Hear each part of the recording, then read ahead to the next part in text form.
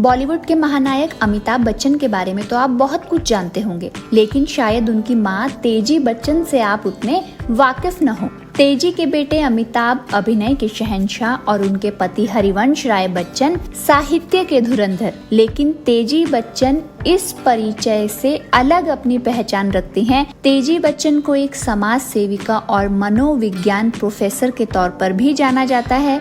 12 अगस्त 1914 में जन्मी तेजी बच्चन उस दौर की समाज सेविका रही जब देश आजाद ही हुआ था। वो बड़ी बेबाक थी, किसी को कुछ भी बोलने में पीछे नहीं हटती थी। आज हम आपको सिर्फ और सिर्फ उनके एक किस्से के बारे में बताएंगे।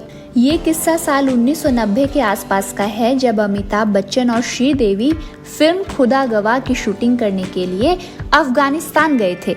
उस दौरान भारत के संबंध उधर के देशों से ठीक नहीं थे।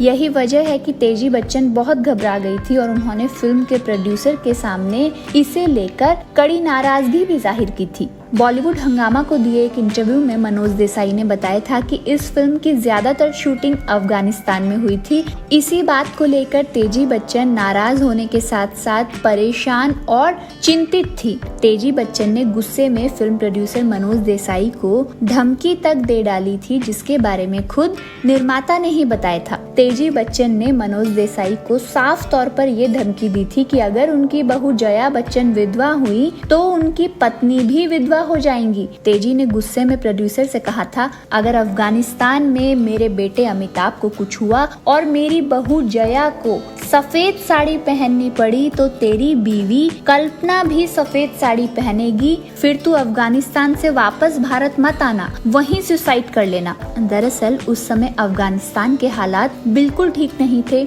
साल 1979 में यूएसएसआर के हमले के बाद वहां आतंकी संगठन अपने पैर पसार रहे थे। कहा जाता है कि करीब 18 दिनों तक अमिताभ बच्चन और श्रीदेवी ने अफगानिस्तान में फिल्म खुदा गवाह की शूटिंग की थी और भगवान की कृपा से सब कुछ ठीक भी रहा था।